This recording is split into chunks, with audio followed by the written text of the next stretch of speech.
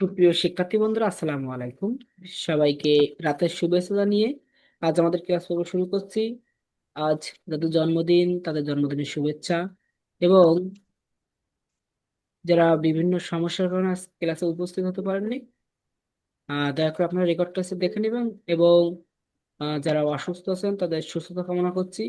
এবং আজকের দিনে যারা দুনিয়ার মায়া ত্যাগ করে পরকালের বাসিন্দা হয়েছেন, এবং আমাদের আত্মীয় আত্মীয় স্বজন, পাড়া প্রতিবেশী, পিতা মাতা, আপনজন, যে যেখান থেকেই পরকালের ডাকে সাড়া দিয়ে আমাদেরকে একা করে দুনিয়ার মায়া ত্যাগ করে চলে গেছেন, তাদের রুহের মাগফিরাত কামনা করছি।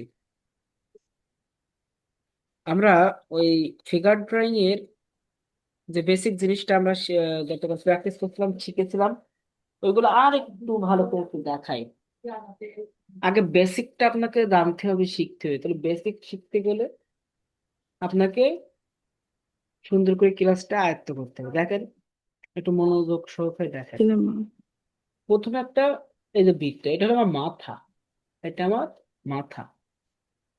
আমি একটু বড় করে আঁকি কি, আর একটু এটা একটু কাছে দিয়ে দিই।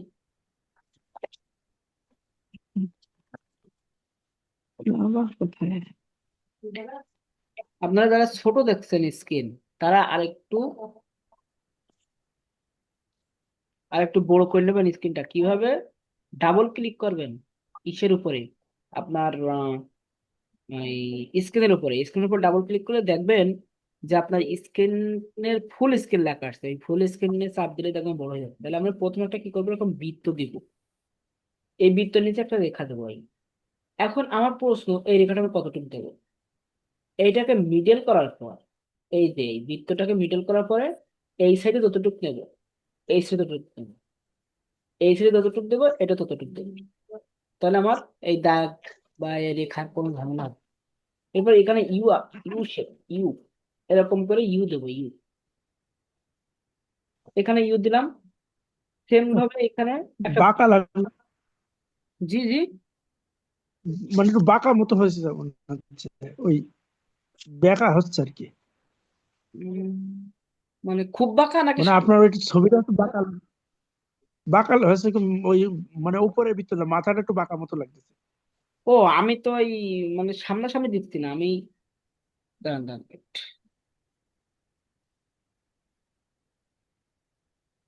হ্যাঁ স্যার, এইবার ঠিক আছে। আহ, এবার ঠিক আছে। হ্যাঁ স্যার, এইবার ঠিক আছে। ওকে, ধন্যবাদ। এরপরে এখানে একটা বৃত্ত দেবো এতে। এই যে আমরা আস্তে আস্তে কিন্তু আপনাদের সহজ পদ্ধতি আছে, এখানে একটা বৃত্ত দিলাম। মানে টেকনিক গুলো একটু দেখে নেন, যার যেটা আয়ত্ত হয়।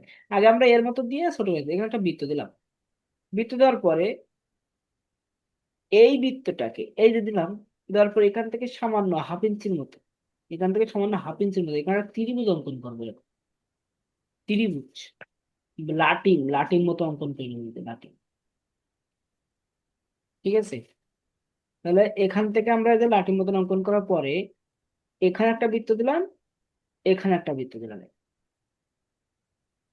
এই লাটিমের এই প্রান্তে এখানে একটা বৃত্ত দিলাম, এখানে একটা বৃত্ত দিলাম, এখানে একটা বৃত্ত দিলাম, এখানে একটা বৃত্ত দিলাম। আমার ওই প্রান্ত প্রান্তে একটা বৃত্ত দিলাম, মাঝখান দিয়ে একটা রেখা দিলাম। এখানে যে মাঝখানটা তৈরি হয়েছে, মাঝখানে একটা রেখা দিলাম। এই মাঝখান লেভেল বরাবর এখানে একটা বৃত্ত দিলাম, এখানে একটা বৃত্ত দিলাম।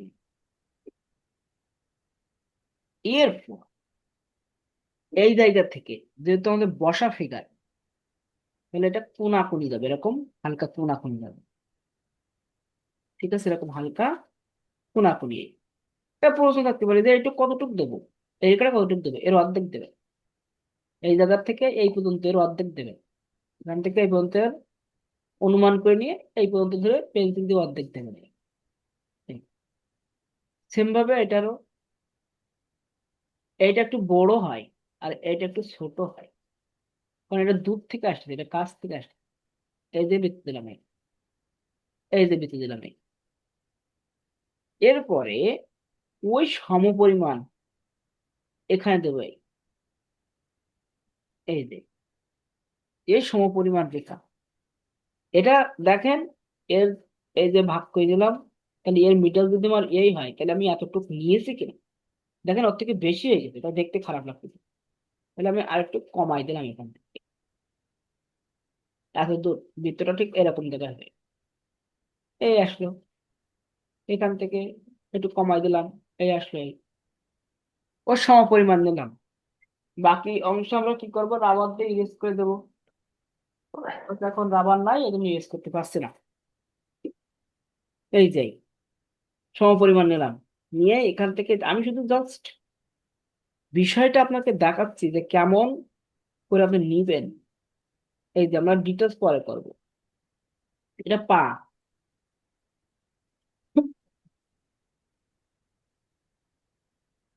এখান থেকে আমার হাতটা একদম গা ঘেঁষে হবে।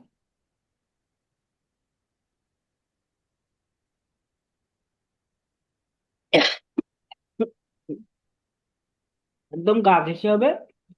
এখান থেকে এই আসলো, এটা হাতের পাল্লা। সেম ভাবে এটা ঠিক আছে। এখান থেকে এই আসলো, একটা বৃত্ত, এখান থেকে হাতের পাল্লা। এটা হলো কম্পোজিশন, মানে একটা ফিগার কিভাবে বসে থাকে সেটা হলো কম্পোজিশন।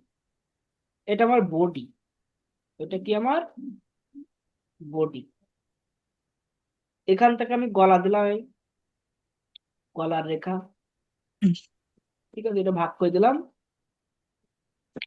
এই ভাগ অনুযায়ী এখানে আমি চিহ্নিত করে রাখলাম যে এখানে চোখ হবে, এখানে নাক হবে, এর নিচে গাল হবে। এই যে শুধু চিহ্নিত করে রাখলাম, বিষয়টা শুধু চিহ্নিত করে রাখলাম, আমি পরে ঠিক করবো এই।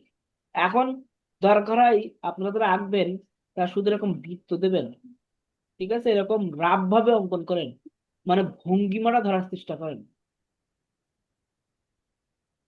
ফিগারের বিভিন্ন অ্যাঙ্গেল, মানে বসে থাকার বিভিন্ন অ্যাঙ্গেলে ভঙ্গিমাটা ধরার চেষ্টা করেন, আর কিছু না।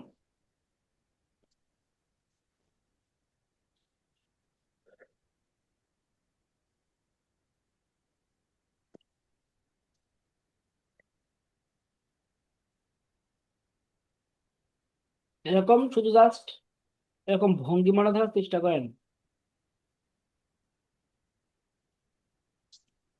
আপনার ডিটেলস করা লাগবে না।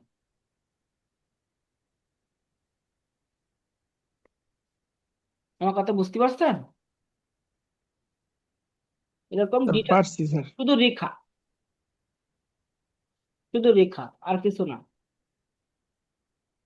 এই যে আমি আর কিছু দেখাবো না, শুধু রেখা। এই যে একটা ফিগার বসে আছে, বোঝা যাচ্ছে না? জি স্যার, বোঝা যাচ্ছে। তো শুধু এই এই জিনিসটা একটু প্র্যাকটিস করতে হবে, মানে এই ভঙ্গিমাটা নিয়ে আসা শিখতে হবে যে আমি এই ফিগারটা আমি এরকম আঁকতে চাচ্ছি। ঠিক আছে, আমি ফিগারটা এরকম আঁকতে চাচ্ছি, হাত পা একটু বড় হোক ছোট হোক সমস্যা না, কিন্তু আপনি যেন বোঝা যায় যে ফিগারটা দাঁড়ায় আছে, এই ফিগারটা এরকম দাঁড়িয়ে আছে, এরকম যেন দেখে বোঝা যায় যে ফিগারটা দাঁড়িয়ে আছে।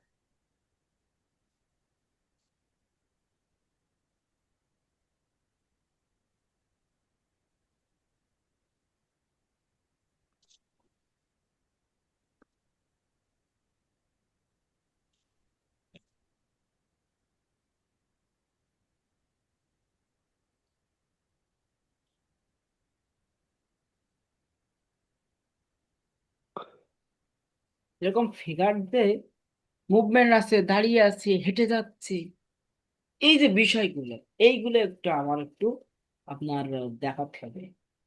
এটাই হোমওয়ার্ক। পারবেন না? পারবো স্যার। হ্যাঁ। আপনার কোনো ডিটেলস করা লাগবে না, কোনো চোখ মুখ কোনো কিছু দেখা লাগবে না, শুধু রেখার মাধ্যমে, শুধু এরকম লাইনের মাধ্যমে। বন্ধুরা বুঝতে পারছেন তো? স্যার তার মানে হচ্ছে কি, কম্পোজিশন করা বিভিন্ন স্টাইলের মানুষ হ্যাঁ, কিভাবে বসে আছে কিভাবে। কিভাবে হেঁটে যাচ্ছে, কিভাবে দাঁড়ায় আছে, এই যে বিষয়গুলো, এইগুলো শুধু রেখার মাধ্যমে। আপনি একাধিক রেখা ইউজ করতে পারেন, কোনো সমস্যা নেই। ইচ্ছা আপনার, আপনি একাধিক রেখা ইউজ করতে পারেন।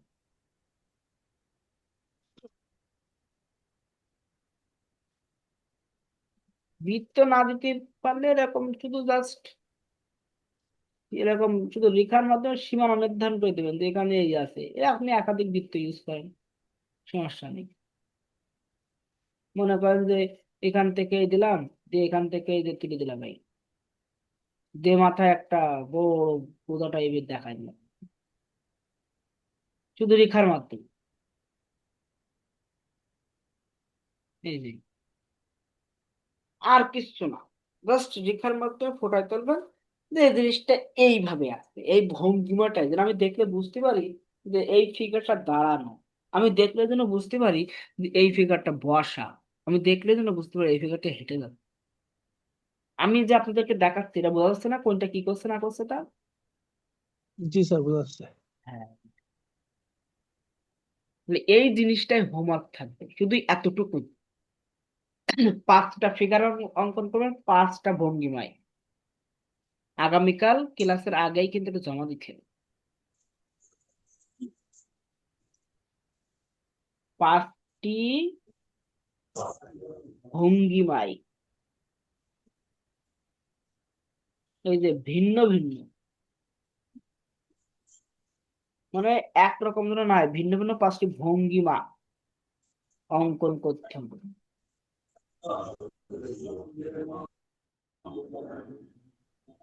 5টি ভঙ্গিমা অঙ্কন করতে হবে ফিগারের।